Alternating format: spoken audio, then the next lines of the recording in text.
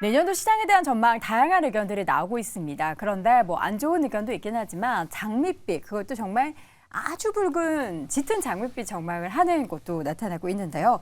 S&P 500 지수도 그렇고 앞서 말씀드린 대로 3대 지수가 모두 지금 50주 신고가 경신을 한 가운데 내년도 2024년 S&P 500 기준으로 지수가 5,200선, 4,200 아닙니다. 5,200선까지 올라갈 수 있다. 지금 4,600선을 넘어섰는데 누가 이거 어떤 배경으로 이런 얘기를 한 걸까요? 좀 공신력이 있나요? 네, 이분이 이제 사실 요즘에 비관론도 많이 나오거든요. 시장이 팽팽하게 좀 부딪히고 있는 시점이긴 한데 이번에 5,200선 상승 전망을 예견한 사람이 오펜하이머 자산운용의 존 스톨츠퍼스. 그러니까 이분이 이제 올해 증시가 급등할 거라는 걸 예측을 해서 좀 명성을 얻은 그런 전략가여서 이 사람이 내년 이제 5,200 S&P 500 5,200선 상승할 것이라고 이제 전망하는 보고서를 내놓으니까 시장이 여기에 대해서 좀 반응을 하는 것 같아요. 주목을 좀 하고 있는 것 같아요. 지금 종가 기준으로 보면 기준 사상 최고치가 4,796선인데 그거보다 8% 이상 높은 수치로 보고 있는 거거든요. 근거로 보면 이겁니다. 일단 연준의 통화정책 기조가 완화적인 기조로 전환하는 시기. 여기에 이제 시장이 적응한다. 적응하는 변화의 시대가 될 거다라고 보고 있는 거고 숫자적으로 보면 S&P 500 상장 기업들의 어떤 밸류에이션 수준과 일치하는 이익 성장률 거기에다가 PER 기준을 근거로 두고선 이 정도 성장할 거다라고 보는 거고 그래서 이분은 경기순환주, 기술주 올해 샀다면 그대로 가지고 있어라 이렇게 전망을 하고 있고 또 다른 분은 더 강력한 공격적인 전망을 하신 분도 있어요. 5,400선 내년에 2025년에 6,000포인트까지 뚫고 올라갈 것이다. 초강세장 전망하는 시각도 있습니다.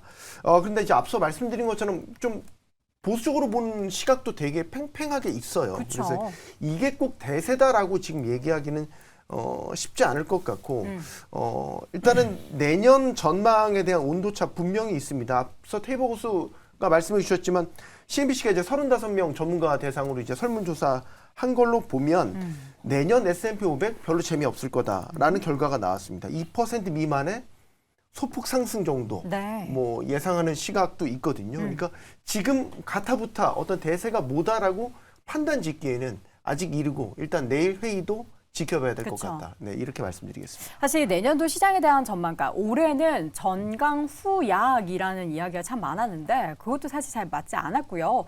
내년도 시장에 대해서는 전약 후강, 그러니까 상고하죠. 전약 후강은 하루 동안 움직임이죠. 상저하고 상고하죠. 뭐 이런 얘기 나오는데 내년에는 상저하고를 이야기를 하는 그런 IB나 우리나라 증권사들이 많습니다. 근데 S&P 500 기준으로 이렇게 강한 상승이 보이려면 지금부터 어떻게 좀 예열을 할 것 같다라는 생각도 들고 내년도 1월에 약간 지금 연말이 좋았기 때문에 흔들릴 거라는 얘기도 많아요. 테이버 고수는 어느 쪽으로 좀 보나요? 일단 어제 CPI를 먼저 좀 까봐야 될 것 같다라고 말씀을 드리고 싶습니다. 좀 차트를 좀 띄워주시면은 어제 CPI의 특징적인 부분은 뭐냐 그러면 에너지가 전년 대비로 거진 20%씩 박살나는 모습을 보였습니다. 근데 그래서 제가 딱 지적해서 보여드리는 요 서비스 요걸 보시면은 여기가 5.2라는 숫자가 나와 있어요.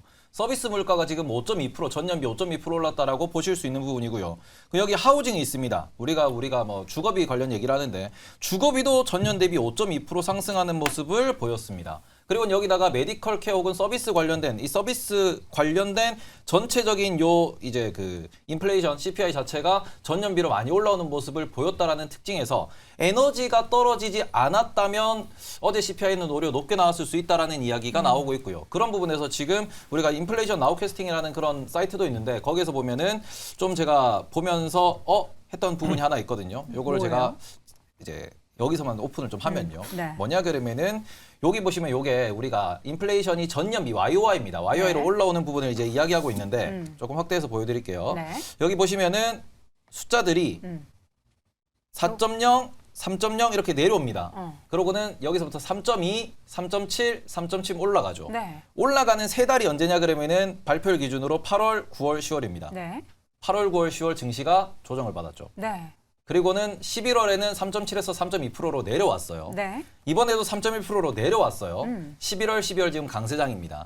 근데 이 부분이 올 초에 조금 그 퀀트 하시는 분들 사이에서 얘기가 돌았던 부분이 있는데 뭐냐 그러면은 퀀트적 관점으로 봤을 때 CPI 데이터가 올라가는 구간에서는 증시가 조정받을 가능성이 높고 CPI 데이터가 떨어지는 과정에서는 증시가 오를 확률이 높다. 네. 언제까지는 금리가 본격적으로 인하하기 전까지는. 그리고는 이런 부분에서 그래서 12월 CPI가 1월에 발표되는데 그 데이터가 어찌 되냐 그러면은 12월 CPI는 11월보다 올라간다라고 이야기가 나오고 있습니다. 그래요? 현재 전망치로는 3.3에서 3.4% 정도 얘기가 나오거든요. 그러다 보니까 이번 12월 FOMC 끝나고 이제 연말 좀 정리가 끝나고 나면은 1월 달에는 다시 CPI가 반등한다는 이슈 때문에 조금 증시가 조정을 올 수도 있다. 말 그대로 정말 이거는 방향성만 보고 이야기를 하는 겁니다. 그만큼 지금 시장이 뭔가 주대 없이 가고 있죠. 너무 좀 골치 아프게 가고 있습니다. 물론 우리가 CPI의 등락만 보고 지수의 방향을 완전하게 똑같이 커플링을 한다라고 볼 수는 없겠지만 그런 흐름이 나타나고 있다는 정도는 여러분도 좀 인지해 주시면 좋을 것 같고 CPI 내용을 보면은 사실 유가의 움직임에 따라서 좀 이러한 부분들이 집값을 상쇄하는 그러니까 집값은 계속해서 올라가고 있고 유가가 떨어짐에 따른 이런 이번에 CPI가 그나마 좀 무난한 수준으로 나왔는데 집값이 연말에도 계속해서 떨어지지 않고 갑자기 유가가 올라가는 일 연말 연초에 혹시 벌어질 만한 가능성은 낮다고 봐요. 낮아요? 일단은 시나리오 상으로는 유가가 뛰는데 이제 뭐 예를 들어서 집값도 그대로 유지된다? 그러면 이제 CPI 난리 나겠죠. 근데 이제 그럴 가능성은 낮다고 보는데 이번 11월 CPI에 조금 찜찜한 구석을 남긴 거는 월간 상승률. 월간 상승률. 그러니까 10월 CPI에 대해서 되게 시장이 환호를 했잖아요. 그러니까 헤드라인 CPI 다 종합치가 크게 내려오기도 했지만 네. 월간 상승률이 이제 헤드라인은 보합이었고 네. 근원 같은 경우는 월간 단위로 0.2% 상승했거든요. 근데 이제 이번 달 보면은 헤드라인이 이제 전월 대비 0.1, 근원 0.3%포인트 올랐어요. 그러니까 지금 이제 한 달 한 달 지켜보면서 이제 마무리 이제 인플레이션과의 싸움에 종점 이제 점을 찍고 싶은데 마침표를 찍고 싶은데 그거 못 찍고 있어요. 네, 찍지 못하고 있는. 그래서 지금 내년 3월 조기 금리 인하에 대한 기대감이 확 후퇴를 해버렸잖아요. 네. 그러니까 테이버 고스가 아까 그 CPI가 좀 올랐던 시기에 증시가 조정을 받은 건 결국에는 연결지어 보자면 금리 인하에 대한 기대감이 얼마나 증시에 반영됐느냐 그걸로 볼 수 있는데 그런 측면에서 보면은 연말 랠리 지금 일단 시장은 괜찮긴 하지만 올해 말 내년 초까지 갔었을 때 계속 지금처럼 뜨거울까? 만약 12월 CPI가 정말로 오른다? 그러면 시장이 확 충격을 받고 그렇죠. 네, 털썩 내려앉을 수도 있겠죠. 네, 여기에서 국제유가 관련해서 한 가지만 좀 더 말씀을 드리면은 최근에 이제 미국에서 월스트리트에서 되게 좀 와닿은 얘기가 하나 있습니다. 어떤 얘기죠? 누군가는 반드시 틀렸다. 그렇죠. 네, 요 얘기가 지금 원인은 좀 도잖아요. 돌고 있는데 뭐냐 그러면은 채권 시장과 주식 시장을 보면은 소프트 랜딩에 대한 배팅을 강하게 하고 있으면서 금리 인하 얘기를 하고 경기가 좋을 거니까 주가는 오른다라고 배팅을 하고 있습니다. 네. 그런데 이 부분에서 국제 유가나 금, 원자재 시장을 보면은 지금 원자재 시장은 상당히 좀 아래에서 놀고 있어요.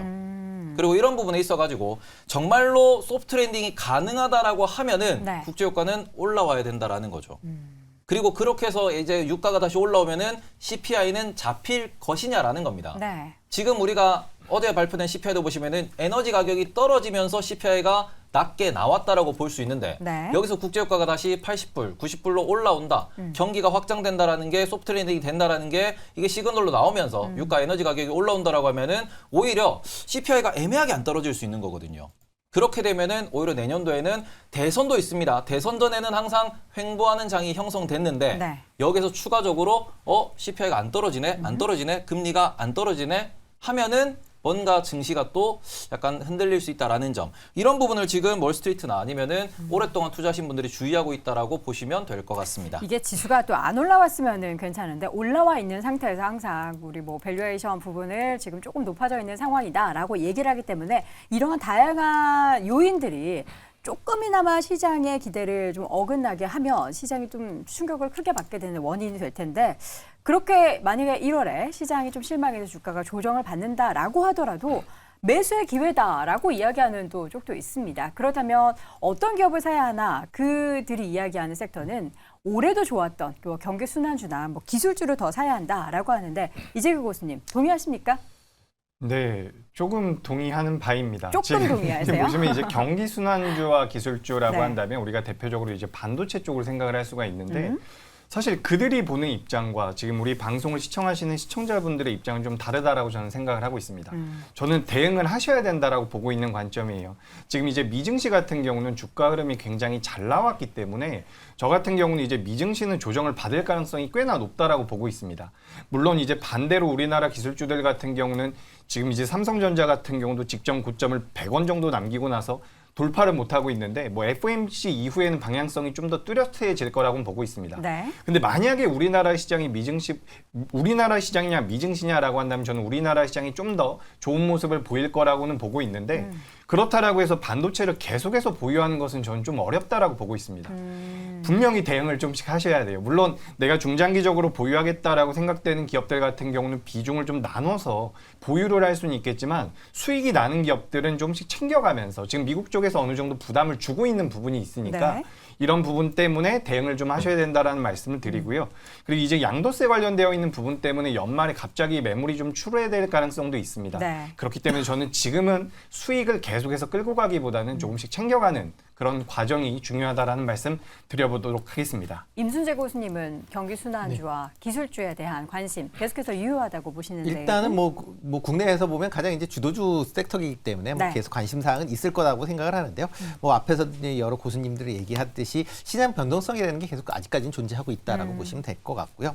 그렇기 때문에 뭐 장기 투자한다기보다는 지금 상황에서는 아마 단기 트레이닝 관점에서 어느 정도 수익을 챙기시는 그런 전략이 유효하지 않을까라는 생각을 해보고 있습니다. 네, 전망은 어떻게 보면 전망일 뿐일 수도 있습니다. 이렇게 다양한 엇갈리는 의견들이 여기서는 이런 논리로 이야기하고 있구나, 여기는 이런 논리로 이해하고 있네라는 것을 인지를 하고 결과적으로 뭐 종목별 대응은 그 각각의 기업을 보면서 해야 되기 때문에 이 정도는 그냥 참고용으로 생각해 보시면 좋을 것 같고요. 다시 한번 네 분의 의견 정리해 드리겠습니다.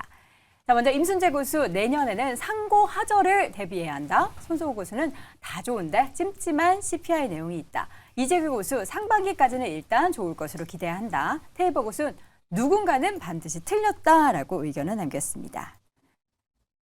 자, 오늘 챕터5 5가지 주제 모두 확인을 해봤습니다. 이제 우리 시청자 고수분들은 어떤 댓글 남겨주셨을까요? 세미의 댓글 타임 박세미 아나운서와 함께 하시죠.